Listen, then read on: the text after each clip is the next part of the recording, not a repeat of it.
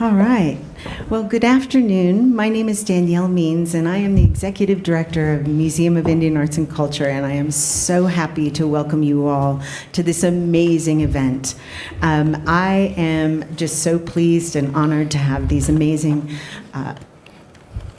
actors, directors, jewelers, incredible BIA agents. There's no actor. No actor. I'm sorry. Sterlin is not an actor. I'm sorry. He's behind the camera. Oh, there is an actor. There is an actor in here. Cool. But I'm just really grateful that we're able to do this, and I look forward to this incredible discussion. It's such an important part of what we do, even here at MIAC. And so I'm so pleased to be a part of this. And I would like to welcome to the stage Robin Sawiko to give us a traditional Mvskoke Creek welcome.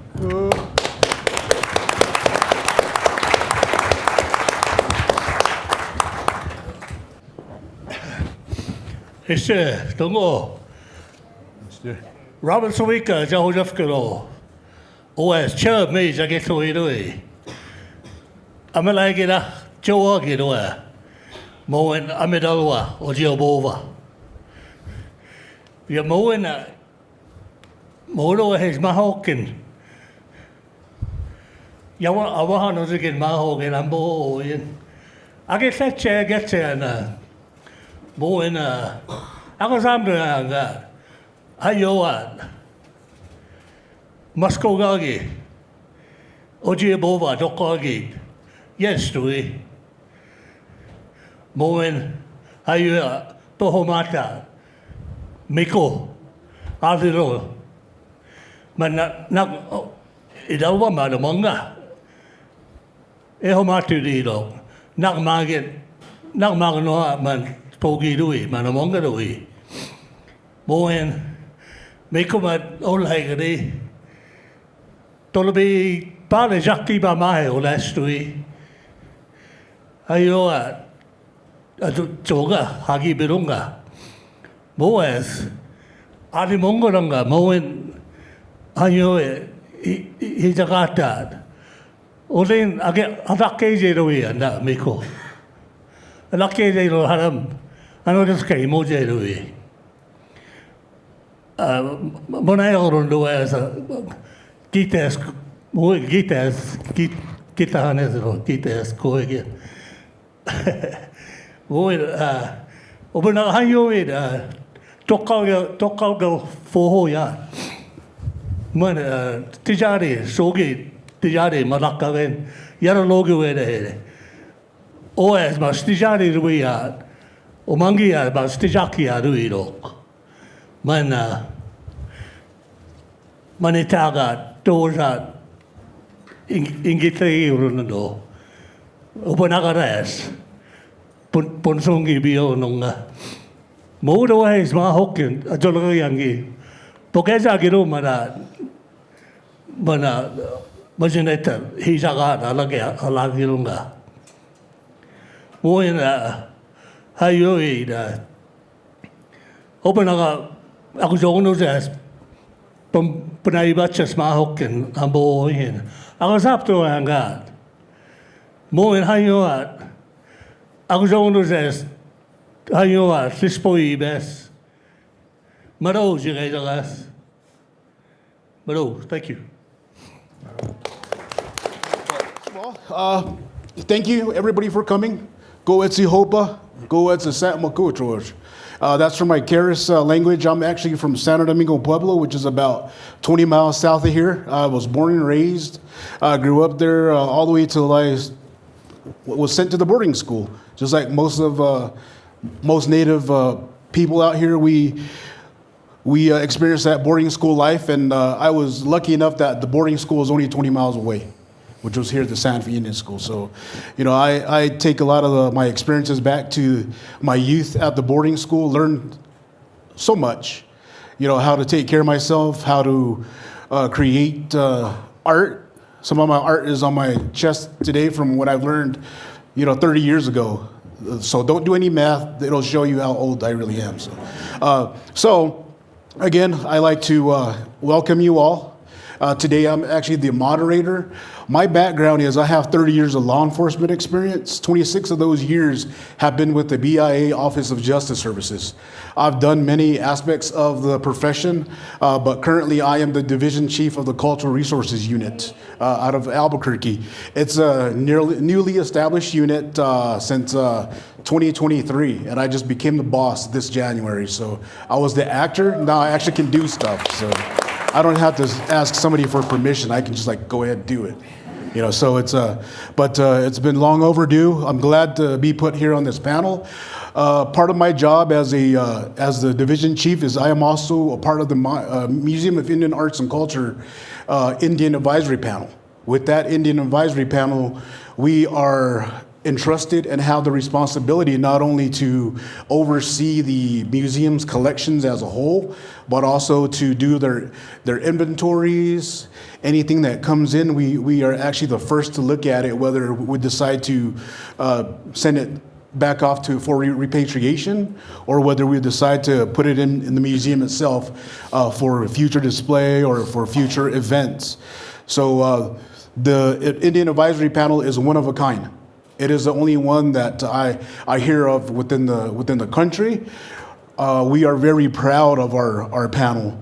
The panel consists of former leadership, people that, and the entire panel is all Native Americans within the state and within New Mexico and Arizona. So a lot of the tribes within our regional area are represented within the IAP. So that's kind of like the unique aspect of it. And a lot of people with different background.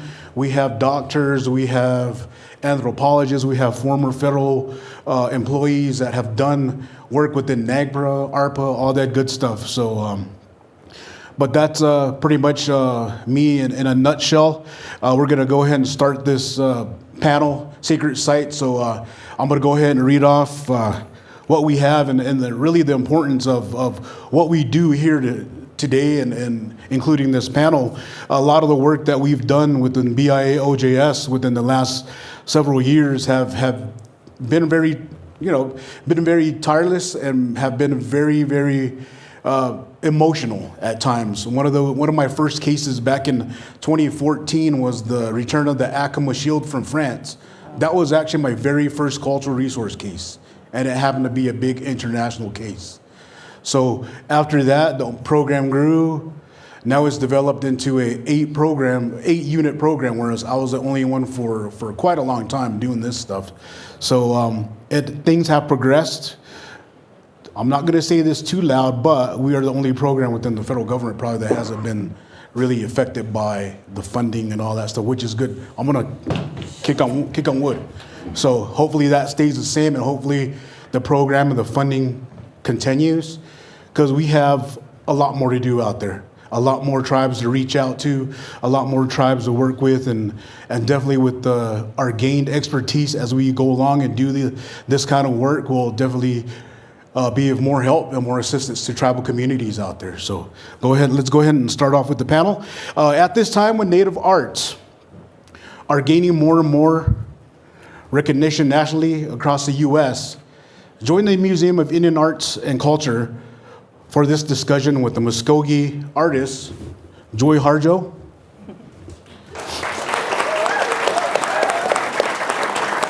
By the way, she's the first ever and 3-time U.S. Poet Laureate. And nationally acclaimed filmmaker, Sterlin Harjo. As you well know, creator of Rez Dogs, things may be the last time. This may be the last time. So, see? I'll read it. All right, there you go. We'll let him read it. Sorry about that.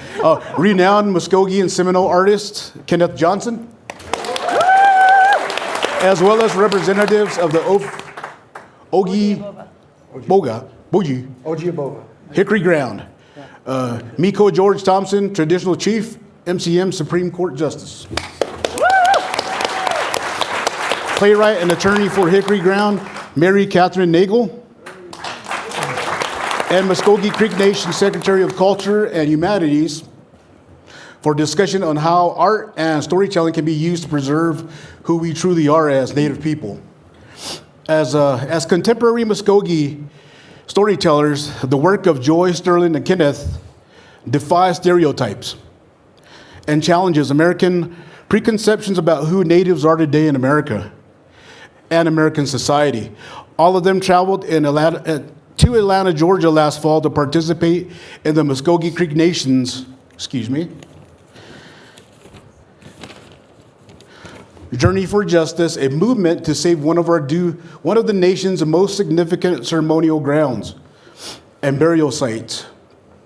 As the government and courts continue to fall to uphold laws like the American Graves Protection and Repatriation Act, NAGPRA, this panel will explore how Native artists, ceremonial grounds, and grassroots communities share their stories and demand justice in an effort to save the most sacred of sacred.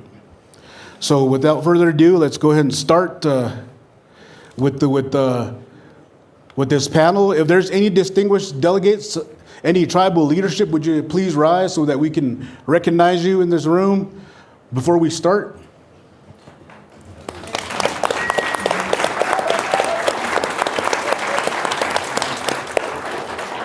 Thank you. Thank you, thank you. It's a pleasure to have you in our presence. Thank you for being here. Well, let me go ahead and reintroduce everybody else within our panel.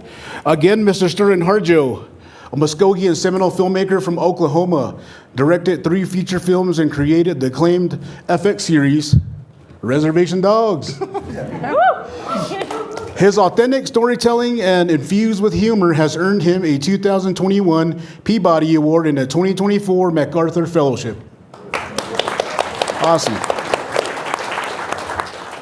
Joy Harjo, a Mvskoke poet from Hickory Ground, tribal town. She served as the first Native American U.S. Poet Laureate 2019 to 22 and authored 9 poetry collections, including An American Sunrise. Her work, blending Native American storytelling and jazz, earned her a 2024 National Humanities Award. George Thompson is a Mvskoke elder at Amico of Hickory Ground's tribal town. He serves as a justice on the Mvskoke Creek Supreme Court and has been recognized as a living legend within the Mvskoke Creek Nation. For over 50 years of cultural leadership and advocacy, for more than 20 years, he has led the fight to protect Hickory Ground sacred burial grounds. Awesome. Mr. Kenneth Johnson, a Mvskoke Creek and Seminole artist, is a renowned metalsmith and jewelry designer. His contemporary work featuring Southeastern native motifs in copper, silver, and gold. In 2025, Johnson's sculpture Continuum received first place, Best of Class, and the Innovation Award at the Herb Museum's Indian Fair and Market. The piece also won top honors at the 2024 Soye Indian Market and the Mvskoke Art Market.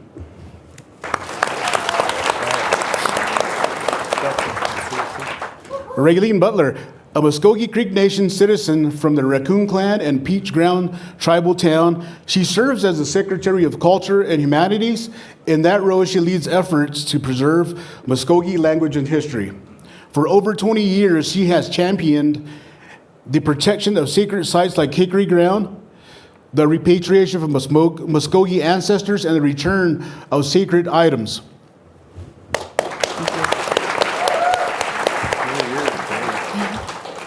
Mary Catherine Nagel, a Cherokee Nation citizen, is a lead attorney in litigation to protect Hickory Ground, in which she recently won a major victory in the 11th Circuit Court of Appeals. Yeah. She is also an artist. Her acclaimed plays Sovereignty and Mannahatta explore Native history and have been produced at venues like Arena Stage and the Public Theater in New York. Awesome. Yep. Awesome. Okay, let's go ahead and start the question part of the panel. First question goes to Joy, Sterlin, and Kenneth. You can answer it however you want. Who wants to be first? It's all up to you. I'll just ask the question. Sound good? All right, awesome. So as some of What's the prize? the prize is you'll get something from me later on, but I can't tell you what it is. It's something special that Pottery. very few people have gotten. So. Yeah, right. Oh, the bowl. Yeah, exactly. As some of the most valuable Mvskoke artists working today, your work not only tells stories, it shapes how Native people are seen by the broader public. How do you carry the responsibility of using your art and to not just reflect who we are, but to actively preserve and protect our stories, sites, and sovereignty? I'll start out. It's an honor to be here with everyone. I wish we didn't have to be here because of this situation, which has it's been at a crisis point for years. But in our roles as poets, songmakers, artists, we're really the point people of culture. We step out a little ahead. We look ahead even as we're building on tradition and reimagining according to the shifts of history. And what we do with trauma individually, with our families, our communities, it's how we help heal. The arts assist us in transforming what was meant to destroy us. And I came to poetry when I was a student at the University of New Mexico as an active member of the Kiva Club, the Native Student Club. I had no plans to be a poet. It wasn't part of career day. And but what changed me, I was into art. I was a painter. I've started painting again. And what changed me was being a member of the Native Student Club and Native rights movements. And we saw ourselves as Kiva Club members as working on behalf of communities, because the surrounding communities, Pueblo, now especially in Navajo, and Apache in the area would come to the university and come to the Native Student Club and say, because you're at the university, you know things we need to know and how to interact with coal companies, with uranium companies. So as a student, I often went with the professors and the students who knew things as witness to listen. And I listened to people in the community, the traditional people who were the song makers, the speakers, those who took care of the land. And I heard them speak, and sometimes they spoke in English and sometimes it was translated. I was transformed because what they were doing is that they spoke. I heard in the manner that they were speaking that how metaphor was directly connected them to ancestors' traditions and to the lands, how all of that was connected. And it really shifted something in me, and that's when I started writing poetry. As I realized that poets are musicians, filmmakers, the artists, you know, we take we take those stories and use them for justice and to heal. And at that point I said, this is my work. I'm here to help with justice for our peoples and to help heal. And justice is certainly a necessary part of healing. Thank you. Yeah, I mean, I definitely reflect what Joy's saying. I mean, I got involved because of Miko Thompson and, I don't know, 15 years ago with the specific issue that we're talking about today, Hickory Ground. And it was not a hard decision to make. I mean, Miko Thompson is one of our traditional chiefs, and that's what our culture is, you know. That's the most important thing. We get to come to Indian Market, wear cool hats and cool keen coats and jewelry, but that's what it really is, you know, it's our traditions. And I think that it's important as artists to have a connection to that world and to make sure that we are working to make sure that that's protected as well. I've had the honor of being in rooms with Miko Thompson and panels like this, or speaking at funerals, and it's, you know, whenever they asked me when Hickory Ground asked me to work to do a documentary on this, it was a short documentary. I don't know, was it 15 years ago, something like that? I had no hesitation in going because, we have to protect our traditions because we don't have our stories and we don't have our art and we don't have our artists without our traditions and without the core values of who we are as people. So that's why I'm here, and that's why anytime they ask me to do anything, I show up. Thank you, Sterlin. Yeah. Would you like to add to that? So I really appreciate the artist's perspective within this, and talking about sacred sites. The artwork that we make is not only site-specific, it's community-specific, but they relate to everyone. So one of the things I do in my sculpture is I take things and work with them within that environment. And so the sculpture that I've done for Mogi Mounds in Macon, Georgia, I use Georgia marble and carve that to depict symbols of female and male. The female is the Mother Earth, and the male is like a stickball player. And these are elements of our culture that we want to speak for themselves. I wanted to make an analogy that the stage that we have here during Indian Market, I really appreciate that this is a full house and there's an overflow room because people want to know about the sacred sites and what is our perspective on that. So I wanted to make an analogy that when you come to New Mexico, there are 19 pueblos. The pueblos are around the rivers, mostly around Rio Grande River. And our tribe is very similar to that. We're a confederacy of many tribal towns. And so Oce Vpofv, or Hickory Ground, is one of those tribal towns. And it is a mother town that gave birth to many other towns over time. So I'm talking about the fires that come from Hickory Ground is in the south, the original Hickory Ground. And during removal, as our people moved to Oklahoma, those fires went to Oklahoma. And so in my artwork, I submitted a sculpture this year for Indian Market. It's a piece of Georgia marble, and it shows some artwork that my daughter made. And it has a fire, and there's many fires underneath it. So, that mother ground still shares. So the art's compelling. We want it to speak for itself. But if you want to know more about it, I'm really glad you're here because that's the analogies. We have our original homelands, and there's that sacred site is very important to the people that still live in Oklahoma, where those fires still burn. And there's a resurgence of return back to those homelands. And so that's why you have a sitting chief here in the audience. That's why you have administration here, because it's important things to talk about. You're at Santa Fe Indian Market, and the world comes here. That's why the stage is important, to be able to speak about it verbally, and that you can see the power of the interest in this issue.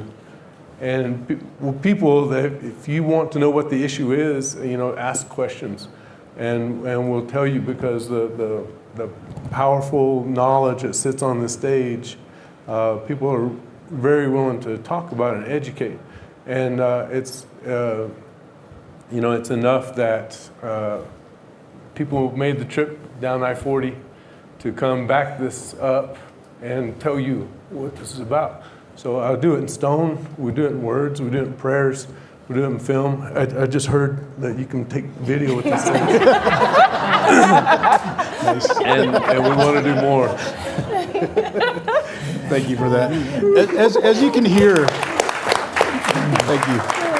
As you can hear in the voices, there's a lot of emotions when we start talking about our culture, history, and everything that surrounds us as Native people. That just kind of takes me back to the work that has been done not only here but throughout the country.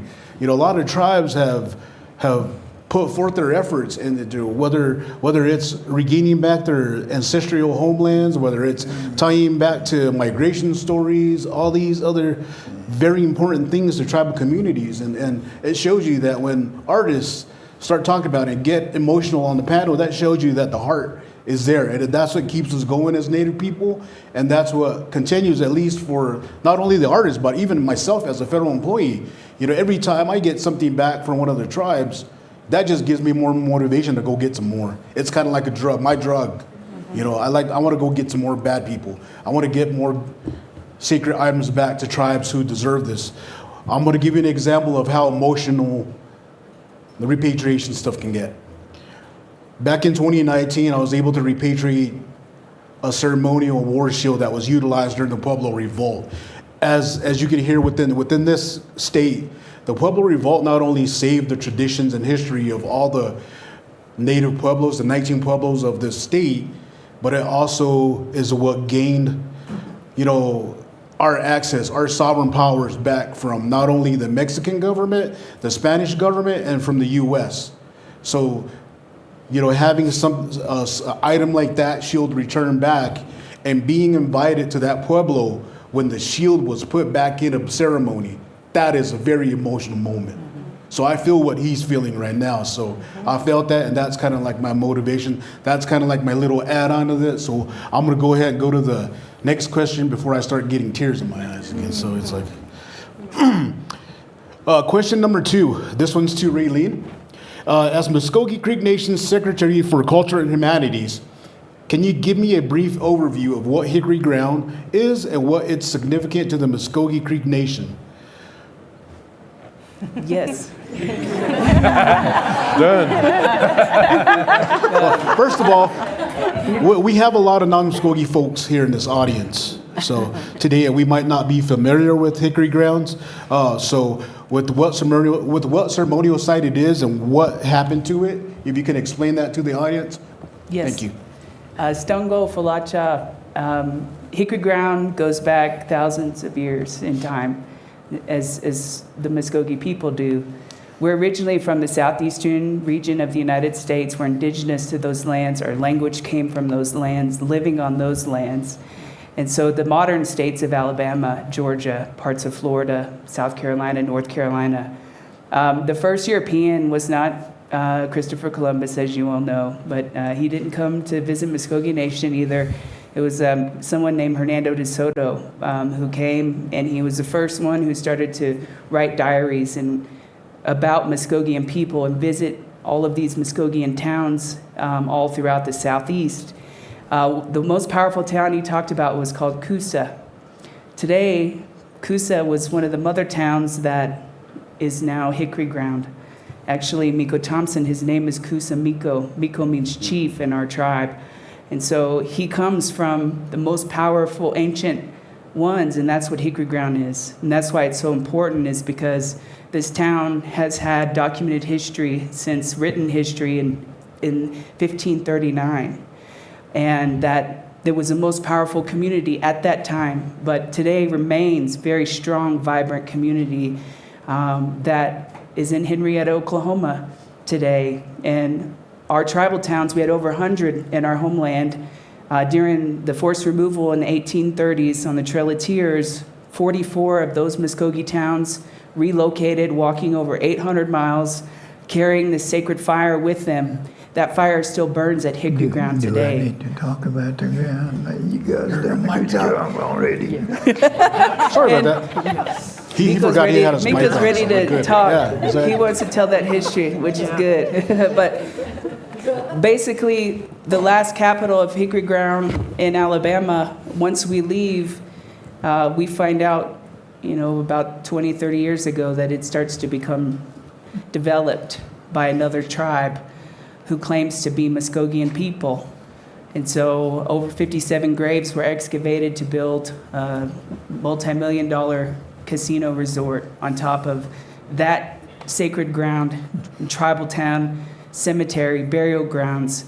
There was a rotunda where we held council meetings. This is a very special, significant National Register site. And so that's just a brief overview, but we have a lot of respect for Hickory Ground within the tribe because of the commitment. He's one of the longest living chiefs. Chiefs are selected, traditional chiefs, very young at age, and it's a lifetime appointment and position. You're not elected. You don't get a paycheck. You do this because your ancestors did this. And so this is why it's so important for us. What happened here, we don't want it to happen to anybody else. And so this is a very important issue for us and for the Mvskoke Creek Nation. And Thank just you. to add, Sure. they refuse to put those ancestral remains back into the ground. They just flat out refuse to do it. They're in For plastic boxes Money. right now. Yeah, they're in plastic boxes. Just in case you don't know. You know, definitely when we talk about our ancestors and our, you know, desecration that's happened historically, you know, that sets us back, you know, brings back a lot of emotions and a lot of issues that we've dealt with in the past and still are dealing with right now. So, you know, I know that, and just by hearing a little bit about Hickory Ground as I got involved in the panel, you know, that showed me that, you know, this is definitely something that's of high importance. And if my program can help and assist in any way, please let me know. I'll We be will in help touch. Yeah, Please. we're going to hire Please. you. All right. Next question. Mr. Miko Thompson, this one's for you, buddy. How is it for you and other current members of Hickory Ground alive today continue the traditions and cultural lifeways that your relatives at the original Hickory Grounds site in Alabama practiced?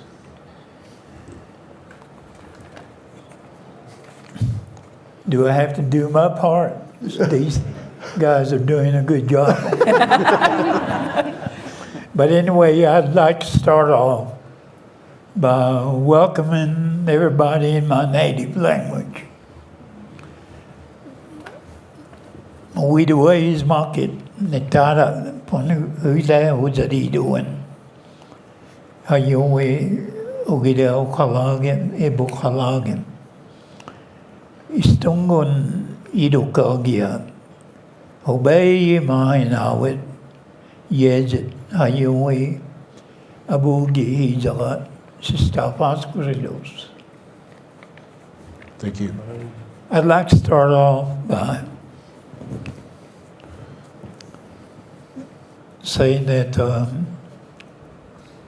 you know, my warrior name is Koza Miko.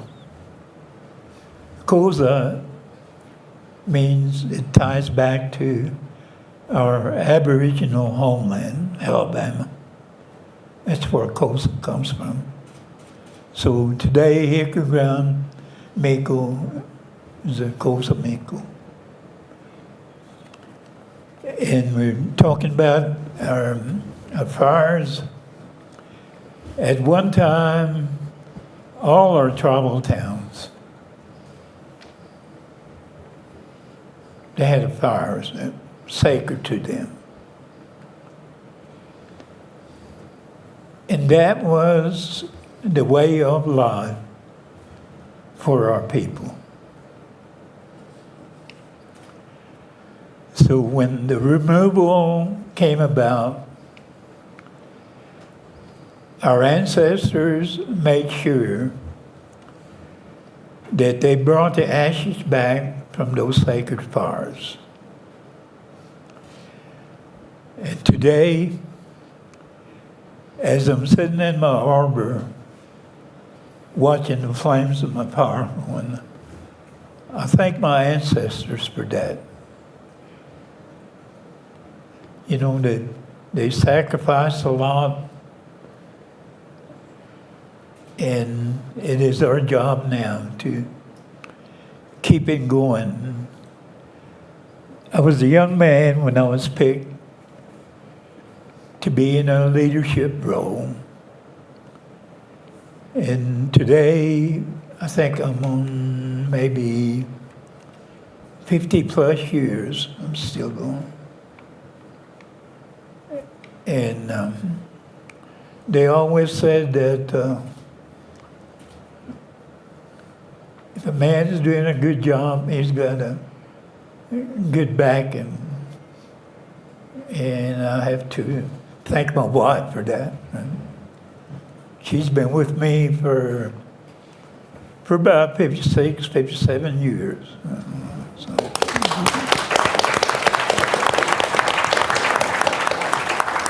And as of today, of all the sacrifices that our ancestors went through in setting up our tribal towns, our fires is still going strong.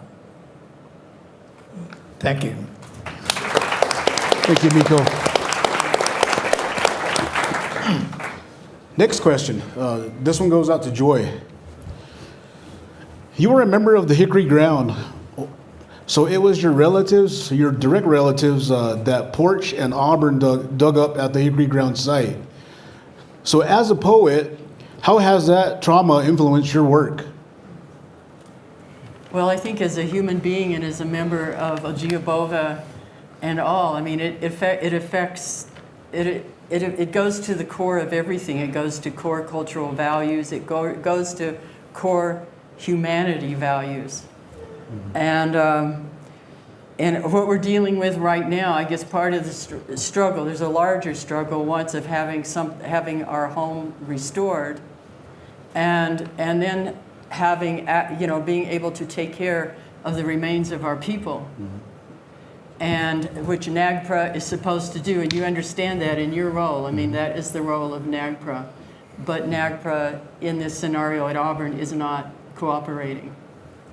And I just wanted to tell a little story, because how NAGPRA, I watched NAGPRA operate in another Native community is, in my first experience dealing directly with NAGPRA was in Alaska, and I was visiting a friend, an Athabascan artist and a traditional healer, who was one of my students when I came back and taught at Institute of American Indian Arts. And we remained friends all those years. And I was up in Alaska visiting with her, and the spirits of some remains that were being held by an organization in Fairbanks were bothering her. They were calling out to her for help. And she tried to ignore them, and she told me stories that happened about trying to ignore them, but they were relentless because they knew she could help them. And so she got in contact with the NAGPRA person at that organization, and went up there, and the community, and went up there to help them. And they cooperated.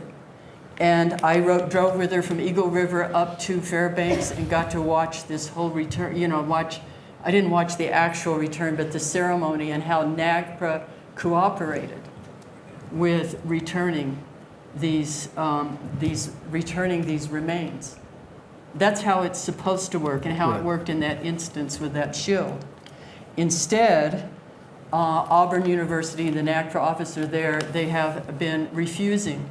They were even given a whole list of lineal descendants and have refused. And in the fall of 2023, I was invited to Auburn University, and Raylene Butler helped me request a meeting with the NAGPRA officer there at the university who is in charge of the remains that were dug up in the National Historic Site, our home.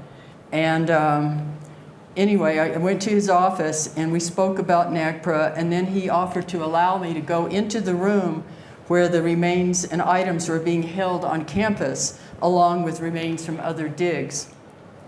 I had been properly cautioned about going into the presence of the remains, which I took seriously. What I've been taught by elders is that our remains carry memory, and even now science will back that up. They didn't know that then. Each cell contains a spiral of stories that belong to ancestors and to descendants. What is buried is meant to remain buried. There is no word or concept in the Mvskoke language for what the Porch Band did when they illegally and unethically unearthed that which should never be returned to the surface, all that to build a casino and to make money. Anyone who would do such a thing is not Mvskoke. When I went into the room in which our relatives' bones were stored, I heard the roar of disturbance, the voices of the ancestors, and understood how they needed to be reinterred for harmony. When remains are unearthed, there can be widespread disturbance that can cause illness, societal upset, all these storms we're seeing, disruption. I'm here because I promised I would help them return home to restore harmony by telling the story.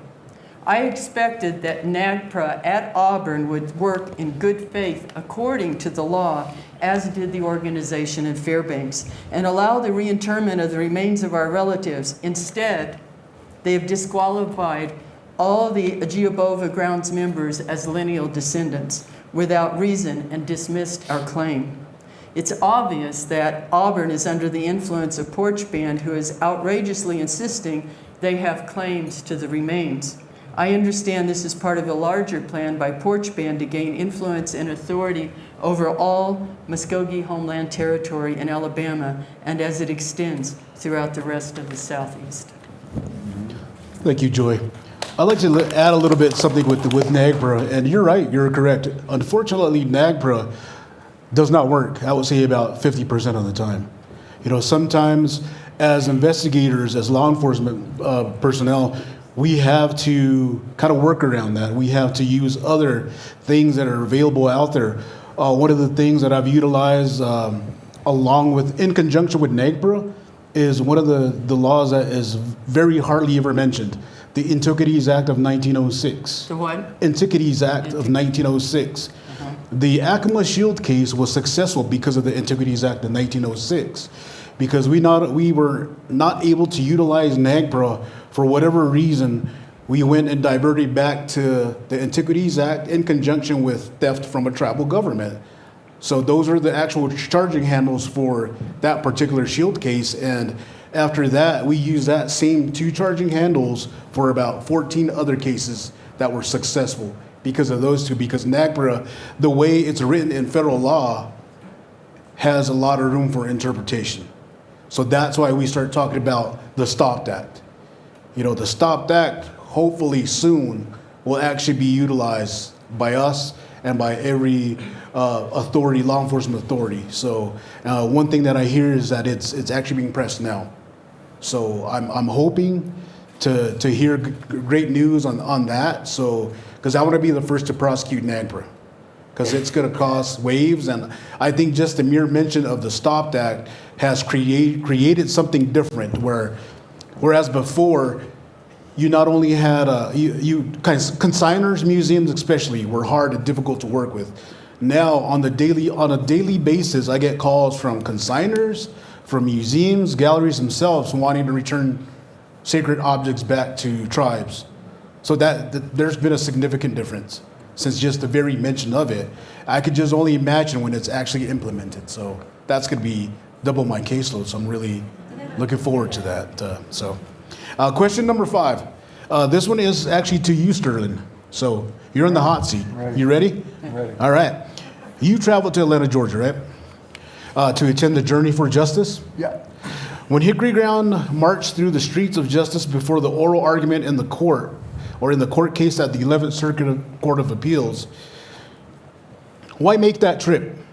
What does Hickory Ground's Journey for Justice mean to you as a Muskogee storyteller and filmmaker?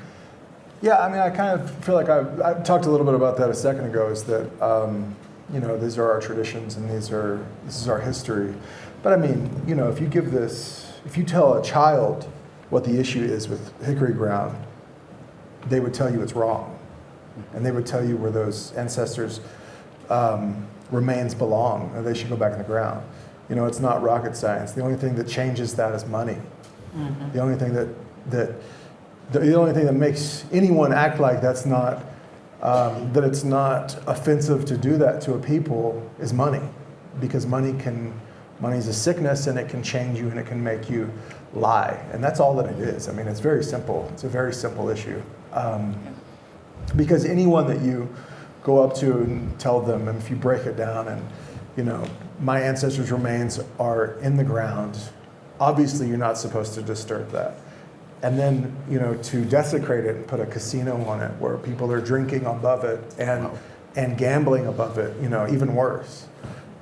So to me, again, it's like, this is, making TV shows is really cool, but this is my history, and this is my traditional people, and this is why I tell stories. So I feel like I'm a hypocrite if I don't try my best to help out as much as I can with my people at home and our homelands. I went down there before, you know, we were shooting a documentary, and this was 12 years ago, 13 years, I don't know. But, you know, I mean, they were digging then, actively digging, and we were all there. A lot of us were there watching bulldozers dig up more remains. And at that point, there were a lot of meetings, and people were trying to convince us that they had best intentions in mind and we're going to take care of this. But it was obvious You know, at the end of those meetings, they would always break down. The meeting would break down, the conversations would break down, the friendly talk would break down, the lies would break down. And it always ended up, well, we can't stop it. Like, we're not going to stop building the casino, you know. And so that in and of itself tells you exactly where the other side's heart is and their intention. So I don't know, like, you know, for going down anytime, like I said, anytime that I can. I'm a very busy person and I do TV shows and whatever, but like, you know, as soon as I get a call from Ray Lynn or Mary Catherine or Miko Thompson, I'm there to help, because there is no me, there is no what I do without protecting this. Thank you. We appreciate that answer. It is very hard, especially if you have an active career at doing a lot of stuff. We'll have a Q&A here at the end. Sorry, but I didn't mean not to take your question, but we'll see that towards the end, if you don't mind. Thank you. Question number 5. Actually, number 6. I take that back. Kenneth, this is you again. Kenneth. Oh.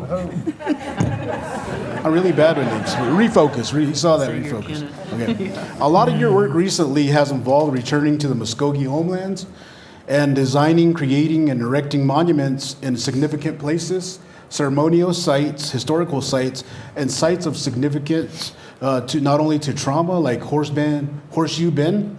When something traumatic happens, such as the digging up of 57 relatives at Hickory Ground, how does your work as an artist seek to heal that trauma? And can moments heal that kind of trauma? So the first thing about healing is about awareness. You got to know what it is. And art brings attention. If you're going to watch a Sterlin Harjo documentary and get educated, it's going to be key to your taking action. You have to have understanding.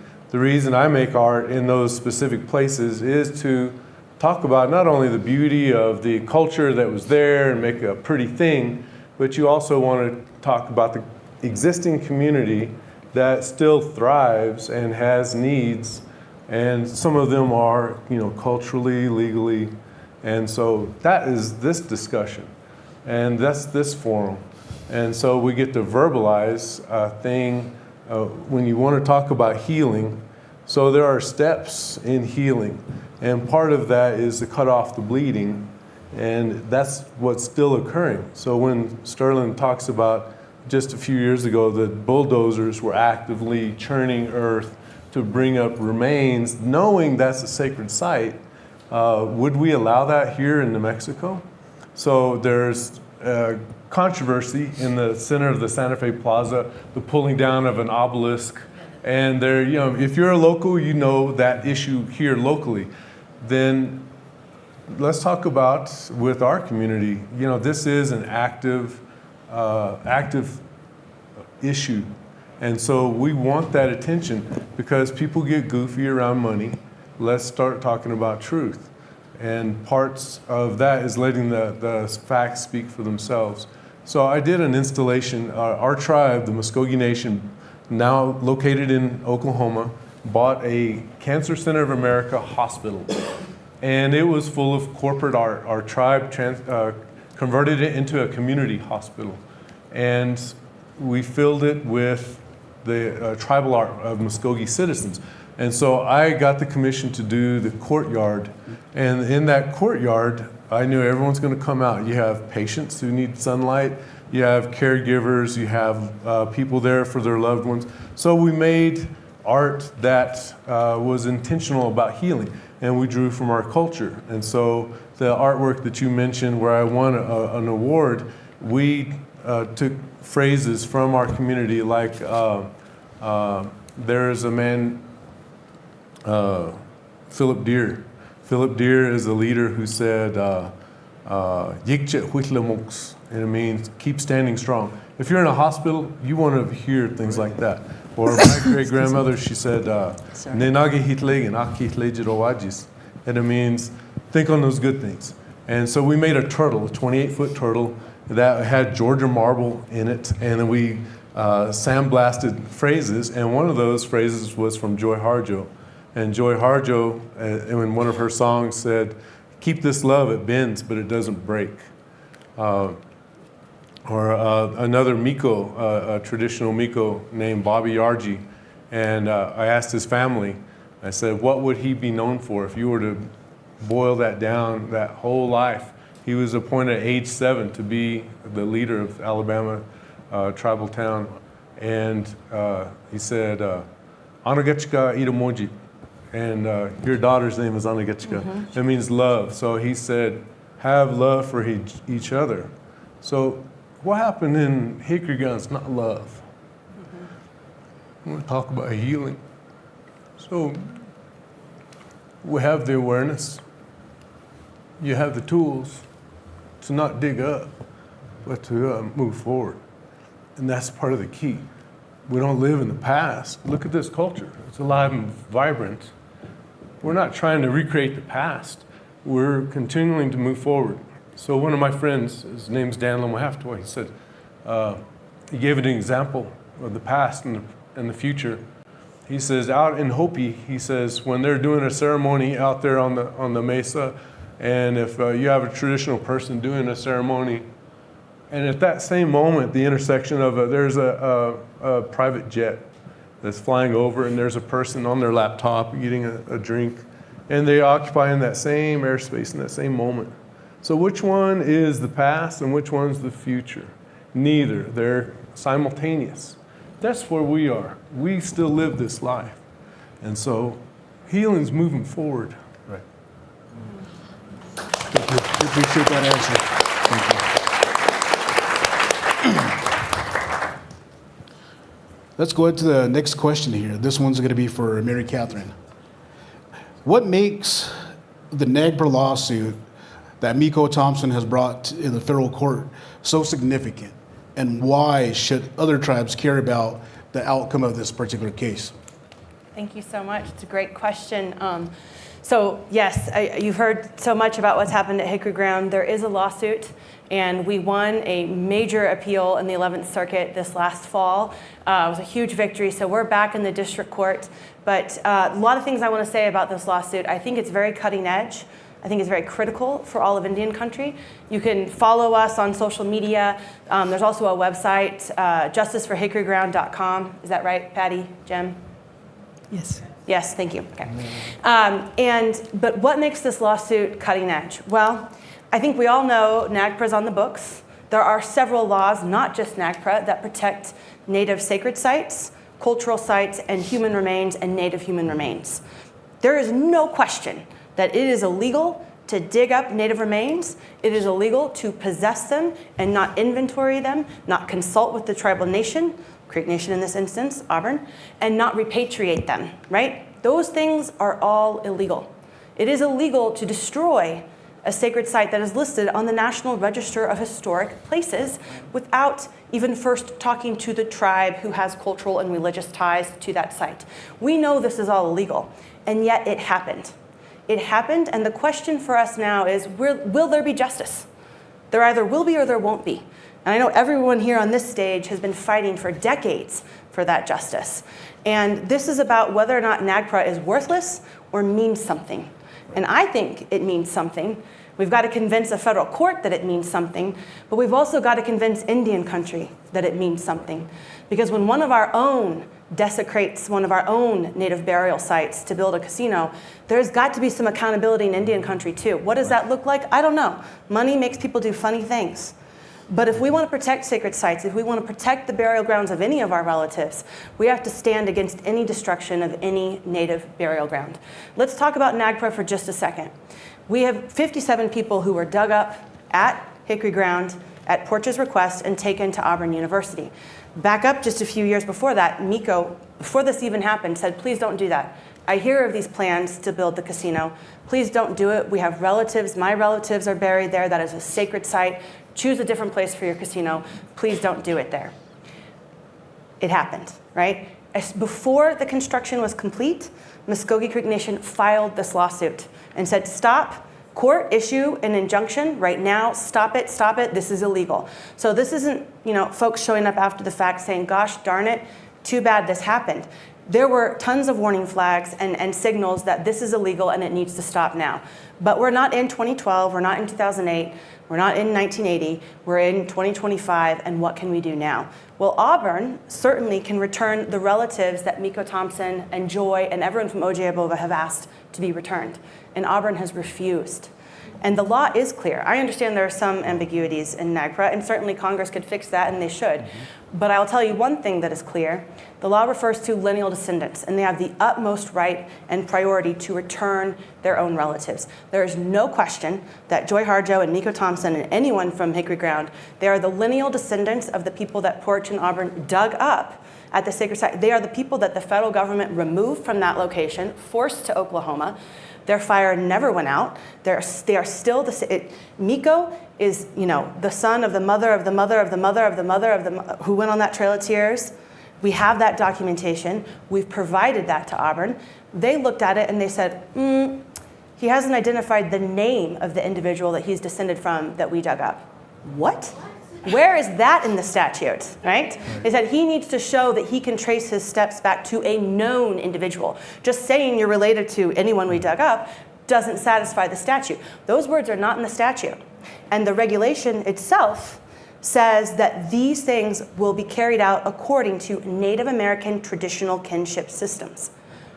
If you're talking about Mvskoke kinship systems, you're talking about ceremonial grounds. You're talking about the Miko for each tribal town and how he identifies kinship. That's the traditional kinship system. And Auburn is refusing to recognize that. So we're fighting them in court right now. But the other thing that happened here, it falls on, and it's not your fault, but the federal government let this happen. They have laws, NAGPRA, also ARPA, which you mentioned. You can't go dig up native remains without getting a permit. And that permit that BIA should not have issued to them, but they did, said no digging can happen until you consult with Mvskoke Creek Nation. And that didn't happen. No consultation happened. We told, Miko Thompson wrote a letter to the BIA in 2008 and said, they're planning to do this. They say they have a permit from you. We've never been consulted. Those are my relatives. This violates our religion. We have rights under federal law. Stop it. And BIA said, there's nothing we can do. So now we're in federal court. We are fighting, yes, against Porch, but also against Auburn, who could do the right thing today if they wanted to. Nothing's stopping them except money. And the federal government, who could also do the right thing. What could they do? They could order Auburn to return those relatives. They could issue civil fines. NAGPRA provides for that. It says the Secretary of the Interior, if there's a university that's not complying with NAGPRA, you get to issue fines. Secretaries in Obama, Trump, and now Biden administration have not done that. We're planning to ask the Secretary right now to do that. We'll see what happens. But for many administrations, Democratic and Republican, there's been no justice. And, the fight continues. So it is a cutting edge. There's not, if you go onto some nerdy legal website and start researching cases, you'll realize there aren't a lot of NAGPRA cases out there. I also was privileged and honored to work with Suzanne Harjo in fighting with Sac and Fox Nation to return Jim Thorpe. Sac and Fox lost that case, also in the Fourth Circuit, on a very flawed interpretation of NAGPRA. But I did the research then too. Unfortunately, we don't have a lot of NAGPRA precedent in the appellate courts. That's just an unfortunate reality. This case is cutting edge because we're going to create that precedent. And NAGPRA means something. Those words mean something. And we are going to make that court follow the law. But we also, as everyone, as citizens of tribal nations, states, and the United States, we also need to demand that justice. We need to demand that justice from the federal government today, from Porch, and from Auburn. And Auburn could do the right thing right now if they wanted to. So please continue to follow this lawsuit. We're back in the district court right now in the Middle District of Alabama. We have filed our third amended complaint. We're actually waiting. Some lawsuits are like really exciting and then really boring. And so we're kind of in the really boring stage where we're waiting for the federal judge to grant our motion for leave for the third amended complaint. But a lot of that stuff is on Creek Nation's website. You can read the briefs, you can read the complaint, and please support our fight for justice. And we're trying to make new law here in the courts. Thank you. One thing I like to add, just based on my own personal experience doing this kind of work, is that the first thing I am in agreement with you as far as the government failing to do a lot of things. I know that. That's a historical fact. But programs like my program are here to change that. We want to be different. We want to consult with tribes immediately, not way after things are done. We want to do it before things get underway. That way, we want to hear it from the true experts, because the tribal people are the true experts of what we do. And myself, my 7 agents, my program analysts, all follow that same guideline because I press it down each and every day.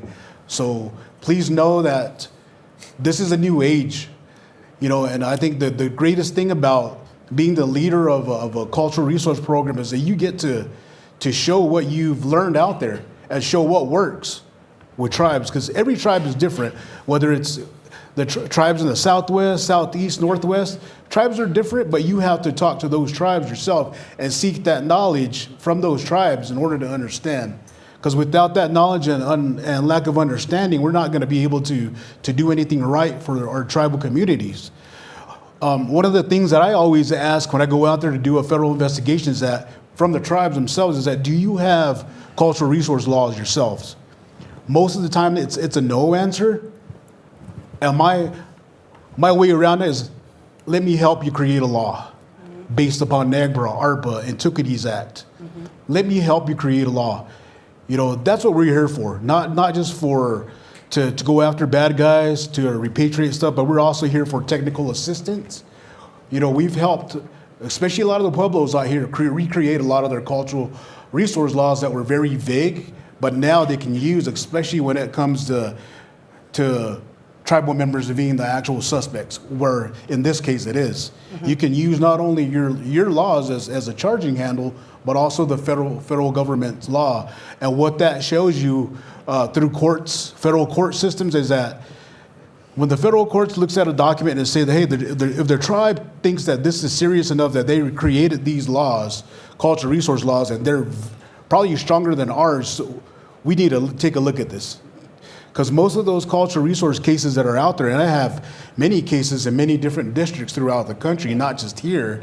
I have maybe about 4 or 5 up in the Alaska region right now, with different people, different personnel that are looking at it. But if you can convince those people that, hey, if the tribes are serious about having their own and they do have these serious laws, we should follow suit. Well, we got 20 minutes left. Okay, so let me stop talking right there. If you all want to talk shop, hit me up later, and we'll discuss a lot of these federal laws and how we can help. So let's go on to question number 8. For Joy. For Joy, you wrote about a lot of traumatic experiences in your poetry. In the top of the op-ed you published in Indian Country Time today, you described the pain you experienced when you visited your ancestors, still being held in boxes at Auburn University.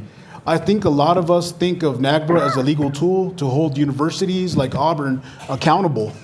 But as a poet, as an artist, what does NAGPRA mean to you?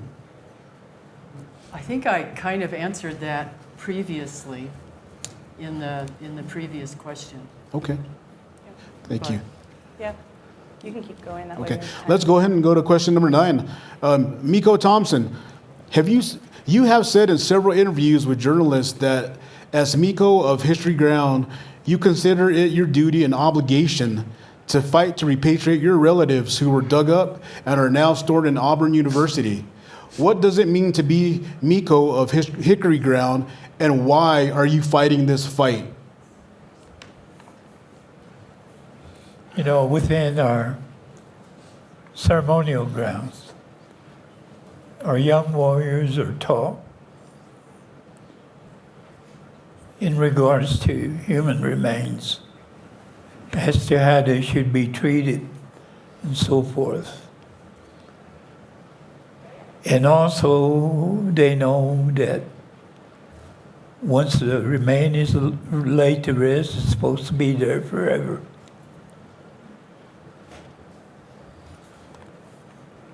And you and I know that once you dig up one, it's wrong, real wrong. But to dig up 57, what was your mind then? What was it that,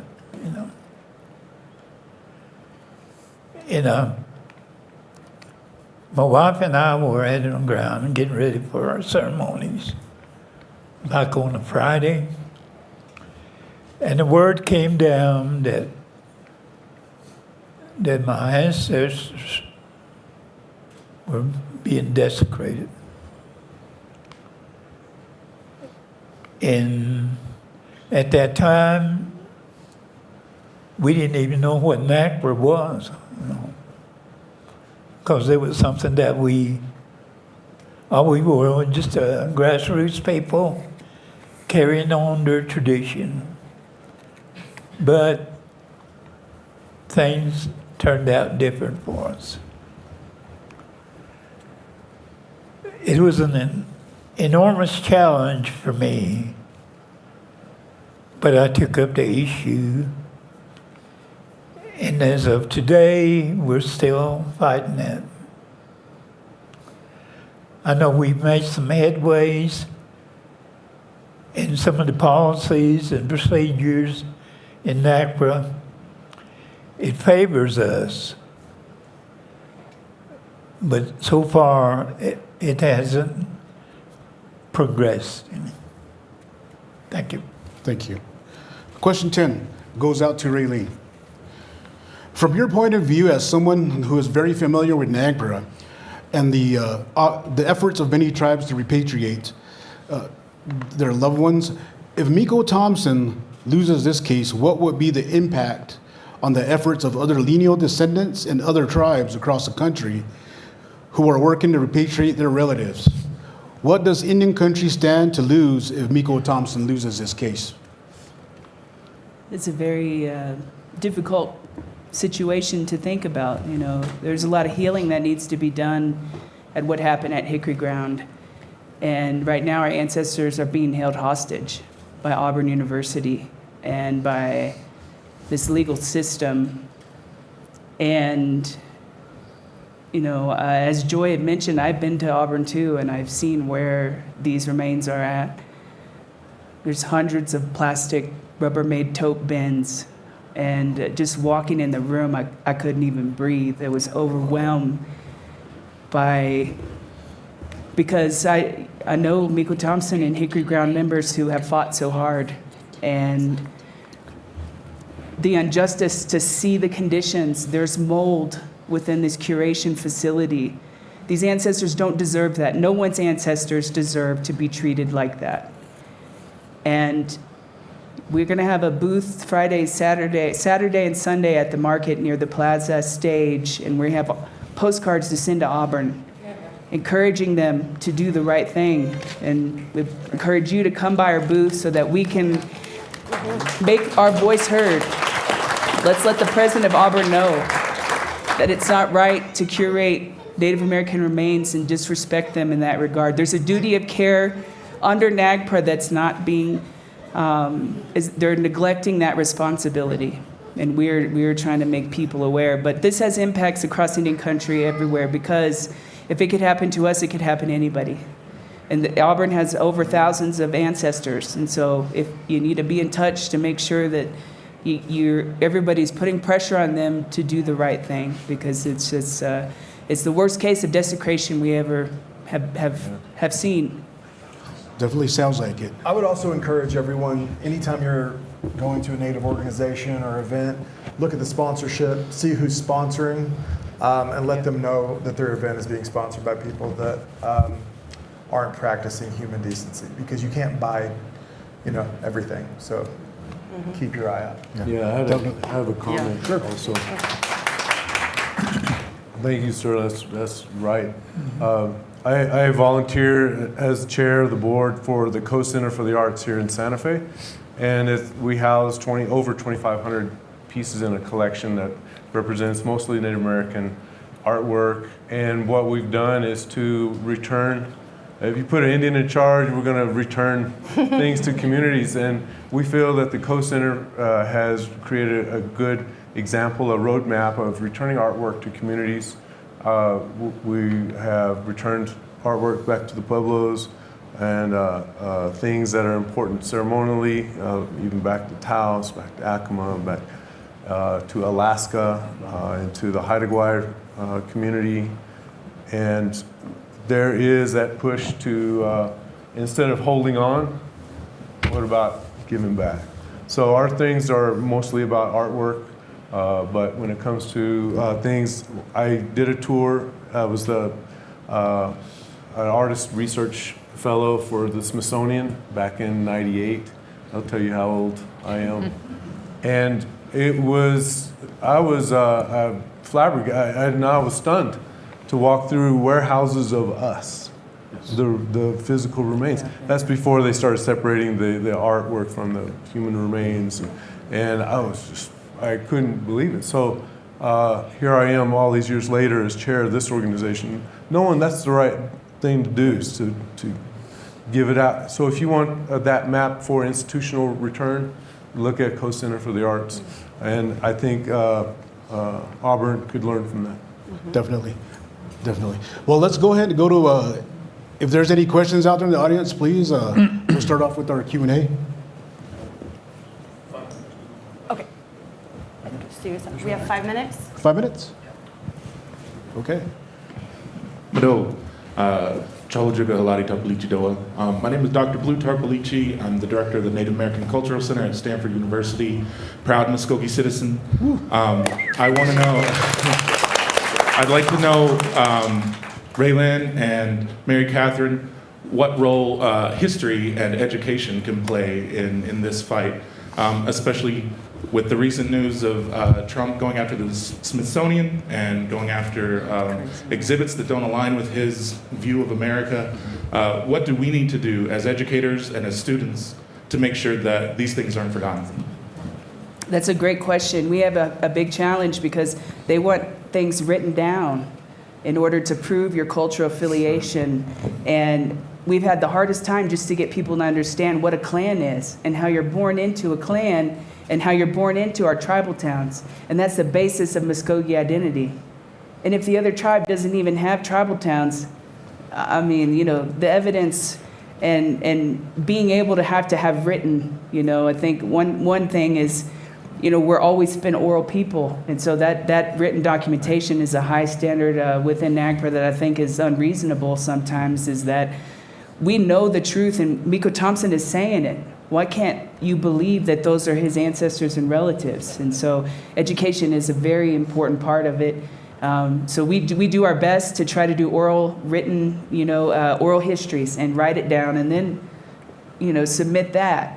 In which, you know, it's a whole thing, but that's a hard part, is, you know, it becomes really academic to have a written record of proving who you are. And I will jump in. History is so important, because if you understand history, then I think you understand what's happening right now, because history is repeating itself.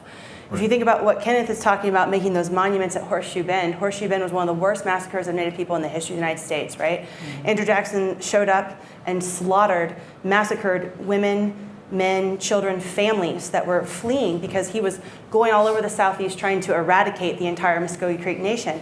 And you think about what happened at that time, there were some Creeks, a small handful, that fought with Andrew Jackson, right? And some Cherokees. I was gonna say. But we're not here today to talk about the Cherokees. Throwing out Creeks real hard. We'll talk about the Cherokees during a separate panel. Thank you, Sterlin. But who fought with Andrew Jackson against the Upper Creek towns like Hickory Ground and Nuyaka and others? It was the individuals who then stayed behind and said, oh, thank you, United States. The United States came along and said, we're removing all these creeks, but you fought with Andrew Jackson. Okay, do you agree to give up your Creek Nation citizenship? You do? You'll become Alabama citizens, and here's some land in southwestern Alabama. Do you agree you're no longer Creek? Yes, we do. Thank you so much for fighting with Andrew Jackson. Here's your land. Fast forward 180 years later, and they're like, wait a second, we are Creek. And they get federal recognition in 1984, and what do? They go and dig up the graves of the people who their great-great-great-grandfathers helped kill with Andrew Jackson. So again, I'm not here to cast stones, although I'm casting some stones, not against the Cherokees. Not today. Look, I mean, let's be real. That was not cool, Cherokee Nation. And my great-great-great-grandfather fought with Andrew Jackson at Horseshoe Bend, and I can't deny that. Though, like, they also learned a lot of things from us. Okay, now you And then sound took like back- Jonadab. No, not you. I'm not talking about Cherokees. I'm talking about the Creeks that stayed, or the Creeks to get federal recognition. Because of Mvskoke Creek kindness, brought them in and said, hey, you know, we will teach you songs in our language, which you can take back and become, you can get federal recognition because all of a sudden you know your songs in your language, you know? Not And to with mention that, I'm being told we have to wrap it up. Sorry, Sterlin. So thank you. And I don't know, many final thoughts. Braylon, wrap it up. Okay, that's it. Secretary of Culture here, Miko, final thought? I would. Final thoughts? Final thoughts. Final thought, Miko? Oh, got one more throw out. You know, the policies and procedures that we're working on, it's not only for Hickory Ground, it's for the other tribal towns also. So I just want to let everybody know.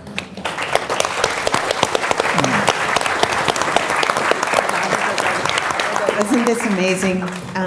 I want to thank everyone on the panel. This is really, really heartening.